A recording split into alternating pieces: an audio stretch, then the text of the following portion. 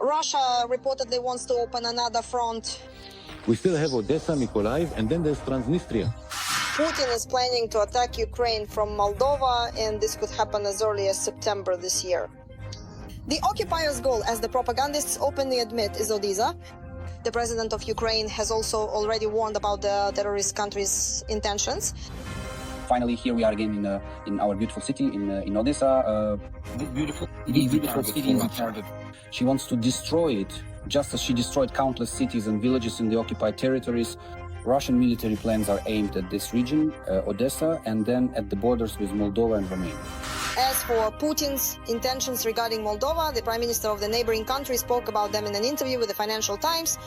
According to Dorin-Rishon, Russia intends to deploy up to 10,000 of its troops in the separatist region of Moldova, Transnistria, if it achieves victory in the country's parliamentary elections in September. Moldovan Prime Minister Dorin-Rishon told the Financial Times that Russia is interfering in the upcoming parliamentary elections in the country this September, hoping that a more friendly future government will allow it to send more soldiers. Will Moldova, at this critical juncture, be able to offer any resistance to the Russian invaders politically or physically in any meaningful way? Let's break it down.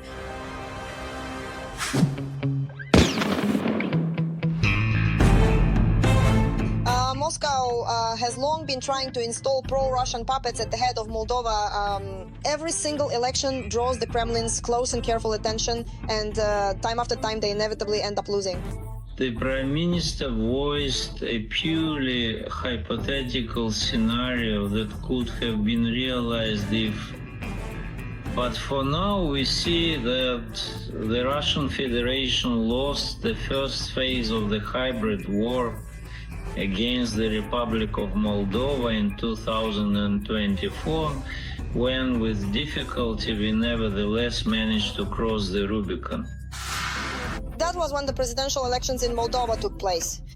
Europe breathed a sigh of relief when Maia Sandu nevertheless secured a second term.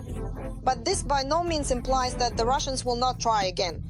And according to experts, they will do so as early as this fall, when parliamentary elections are held in the country.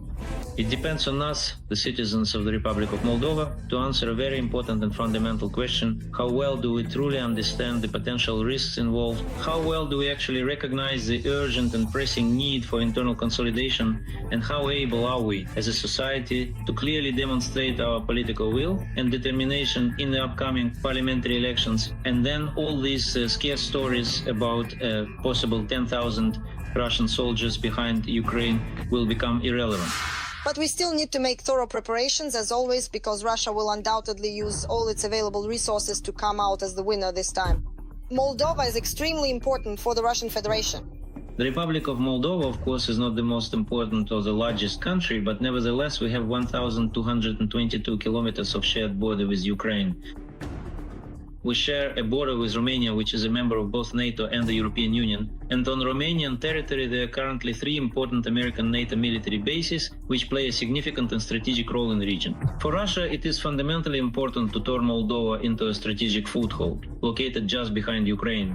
I can say that the Kremlin's intentions in this regard are, in my opinion, quite clear and unambiguous, without any real ambiguity or uncertainty whatsoever. In fact, the situation is rather evident.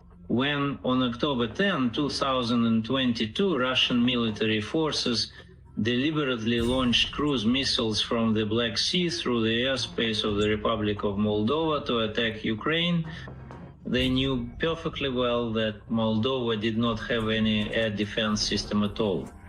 And accordingly, the attitude of the Russian military toward Moldova's sovereignty also follows from this.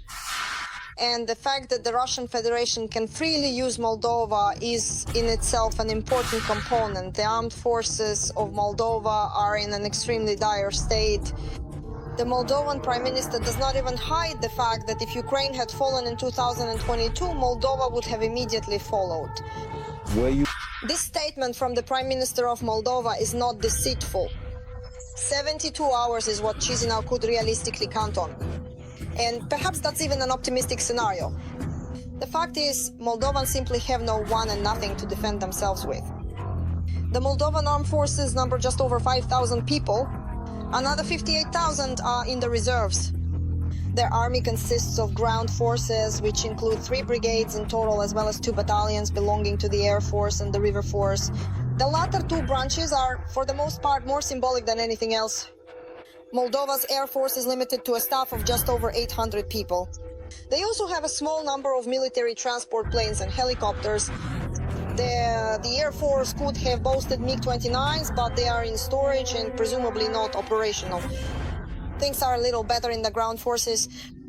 They even have American Humvees there, but that's basically it. Moldova doesn't even have any tanks.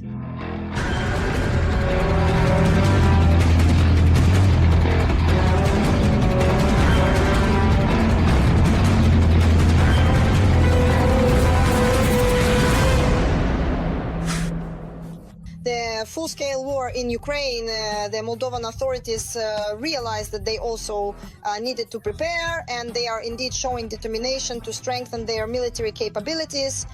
In 2024, the Moldovan army rose 10 positions in the military power ranking. Now it is ranked 134th. Not exactly a dream come true, but it's already better than before. Nevertheless, strengthening the army is not enough. The Moldovans also need the determination to stand up to the Russians and first and foremost start the elections. We, the citizens of Moldova, must show Putin's Russia that we have our own dignity. We understand what is happening. We must unite around the idea of a pro-European Moldova. And Putin must lose, provided, of course, that Ukraine holds out and Ukraine protects us. I don't forget that for a single second. What do you think? Will Russia be able to install its puppets in power, or will Moldovans fight back? And what do you think will be the Russians' next step if they actually win the upcoming elections in Moldova? Please share your thoughts and opinions in the comments below, and don't forget to like this video if you enjoyed it. And be sure to subscribe to our Arsenal channel so you don't miss out on any of the most interesting and important content.